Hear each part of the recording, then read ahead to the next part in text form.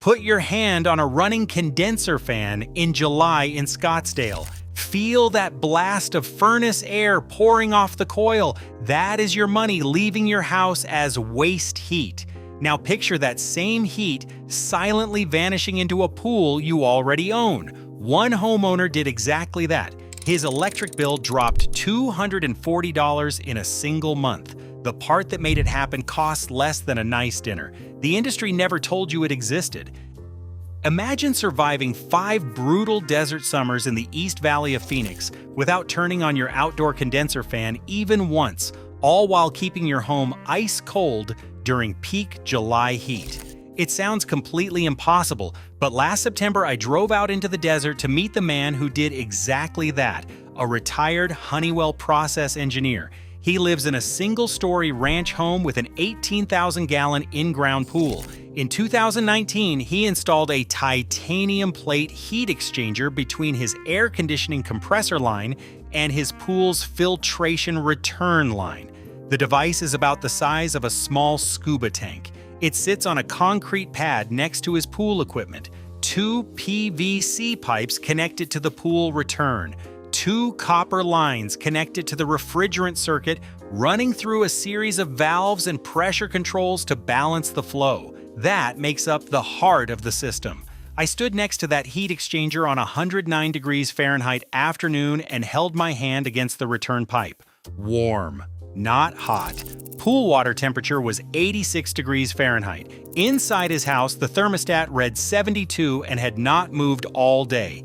His compressor was drawing fewer amps than a standard window air conditioning unit because the pool water gave it a cool, stable surface to reject heat into instead of fighting desert air hot enough to soften asphalt.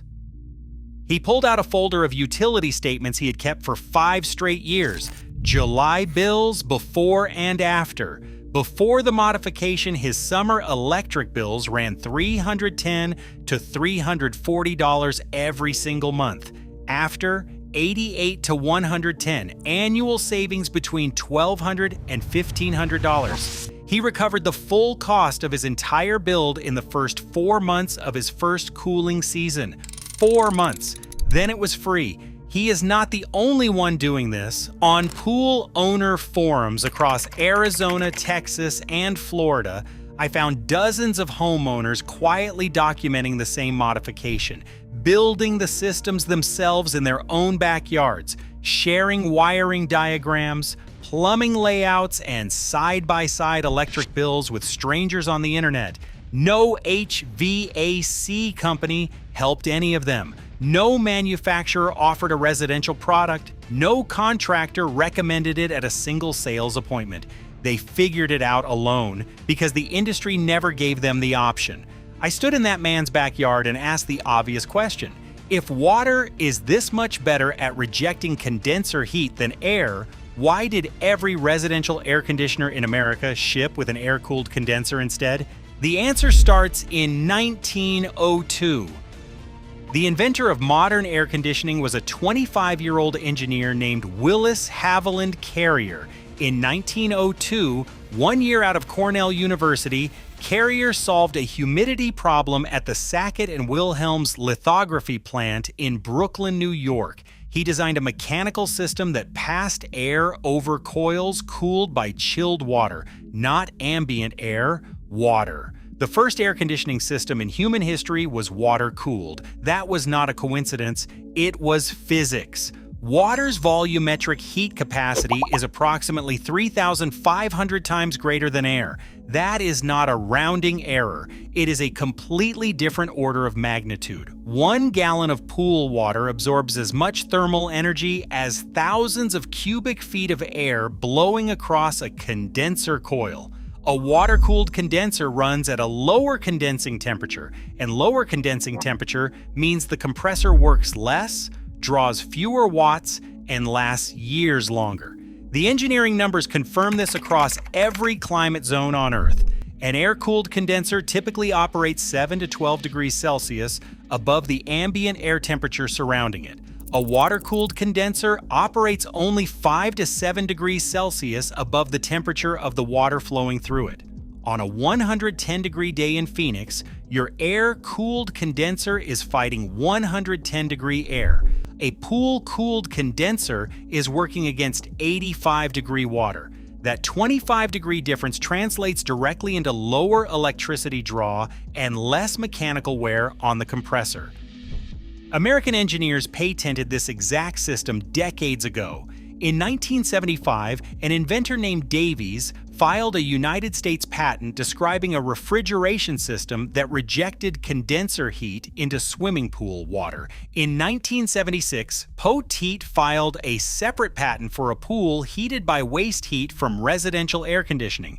In 1977, Weber filed a third covering the same core principle. 3 inventors, 3 patents, all filed within 3 years of each other, all describing the exact system I watched running in that Arizona backyard 50 years later. There is a bonus most people never think about. A 3-ton air conditioner delivers 36,000 BTU of cooling inside the house.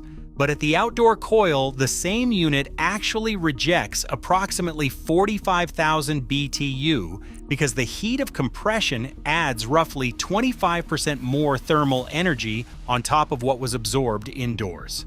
With an air-cooled condenser, all that extra heat vanishes into the sky, gone, wasted. With a pool loop, every one of those 45,000 BTU goes directly into the water. You cool your house and heat your pool at the same time. No gas heater, no separate pool heat pump. Free pool heating as a byproduct of keeping your family comfortable. And when extreme heat pushes outdoor air past 115 to 120 degrees Fahrenheit, standard systems become highly inefficient and draw massive amounts of power. High-pressure safety switches or thermal overloads will often trip, shutting the unit down to protect the compressor.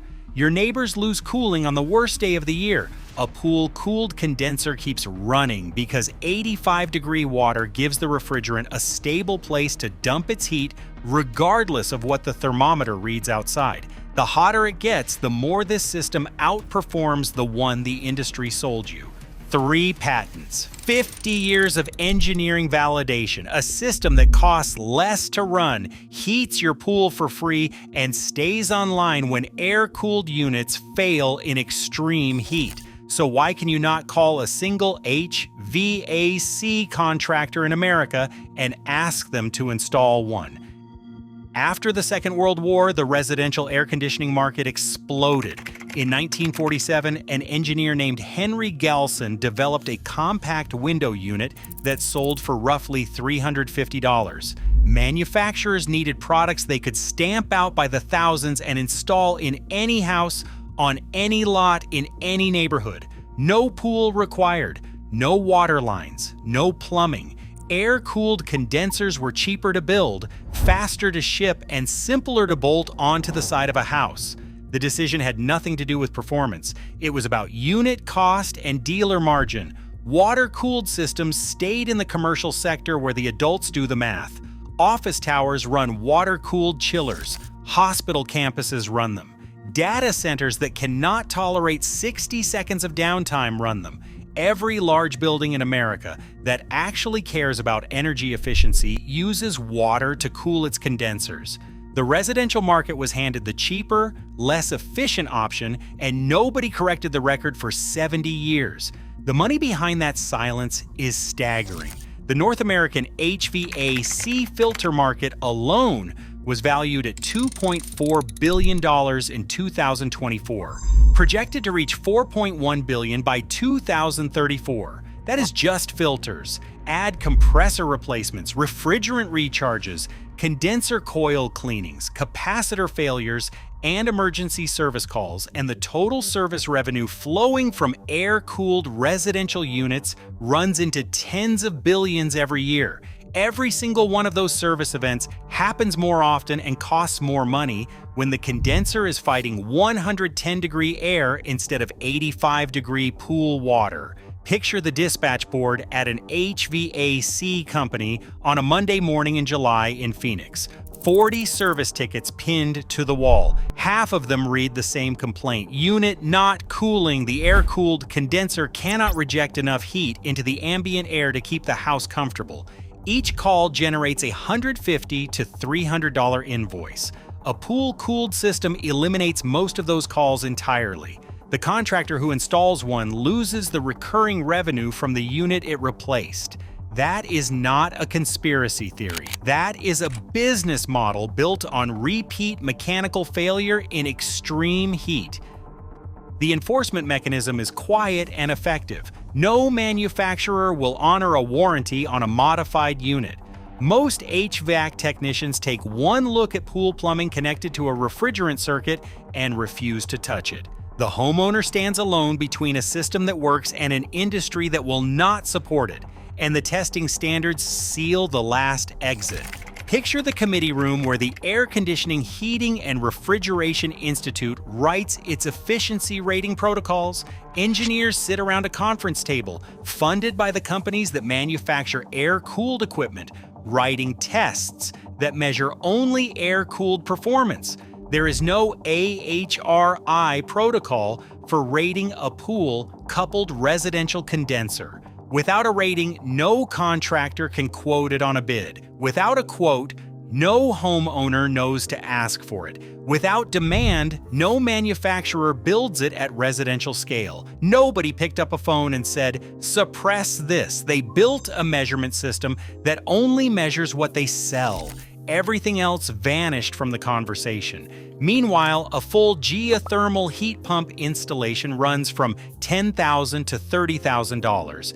Labor alone accounts for 50 to 70% of that cost. It requires drilling, trenching, hundreds of feet of loop piping, anti-freeze charging, and specialized contractors most homeowners cannot find in their area code. A pool-coupled condenser uses the pool you already own, the pump that already runs, and a heat exchanger that costs less than a single geothermal borehole. Now, if you do not own land, if you are not off-grid, if you are sitting in a suburban house or an apartment right now, stay with me, because what comes next works in any home, costs under $300, and requires 0 permits in most jurisdictions. This part was built specifically for you. Here is the number I promised at the beginning of this video, the measurement that makes the residential HVAC service model nervous. Water's volumetric heat capacity is 3,500 times greater than air.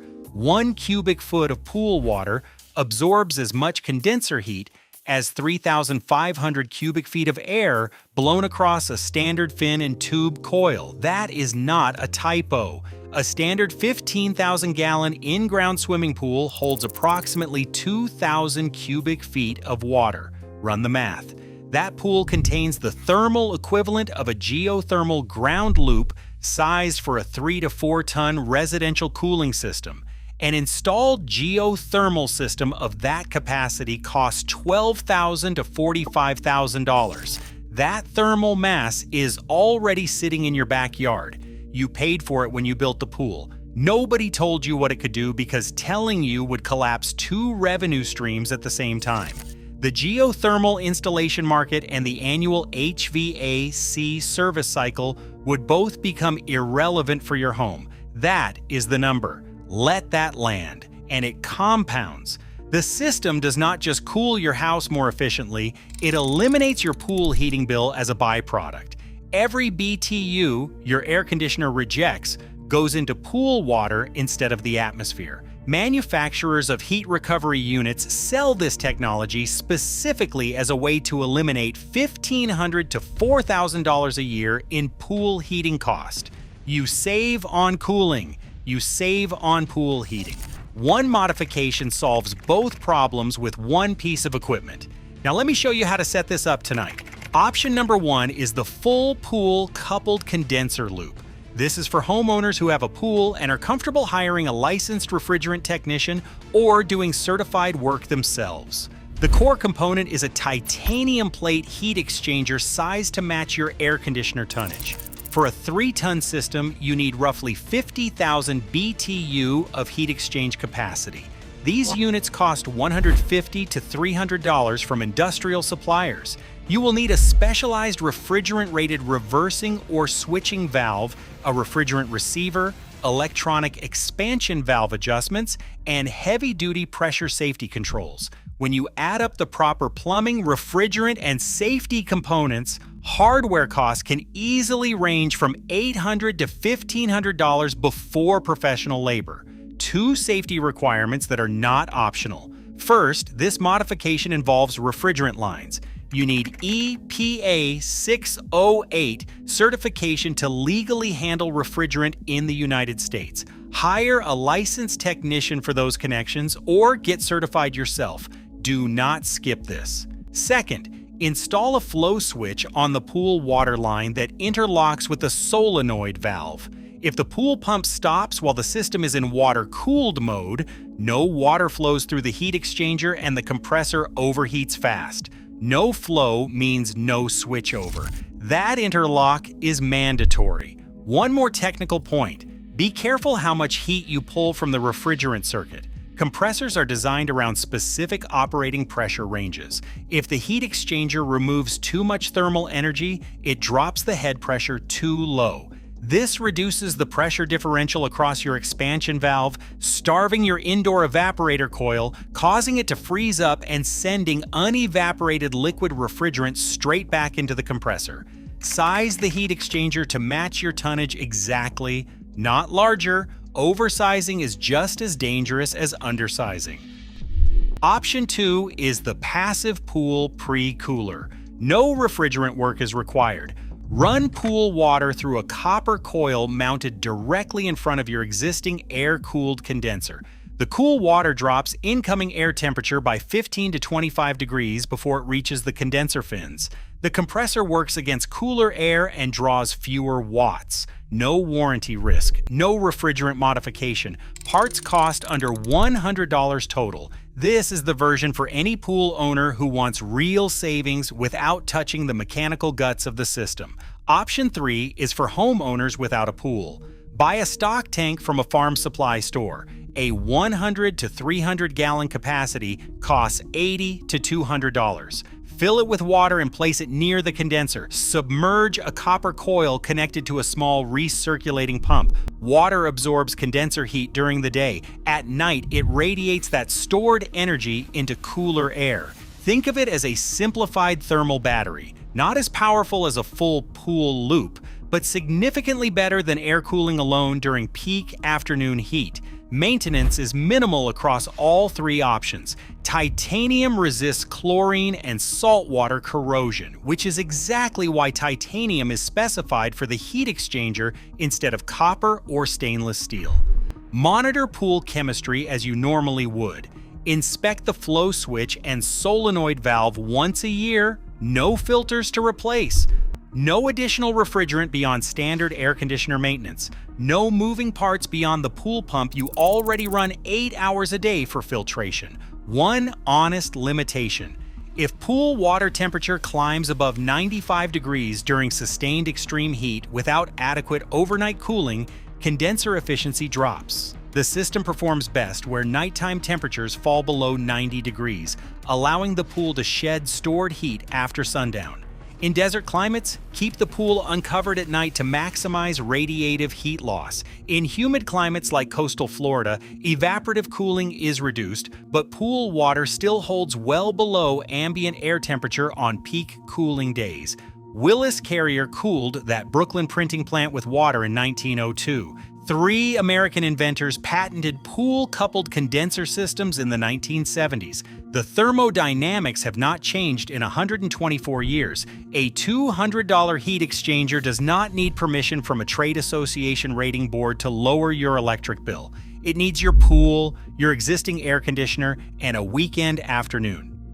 Don't forget, if you want to take your off-grid electrical game to the next level, my buddy Oliver over at Off Grid Ohms with Oliver has got you covered. Go show him some love.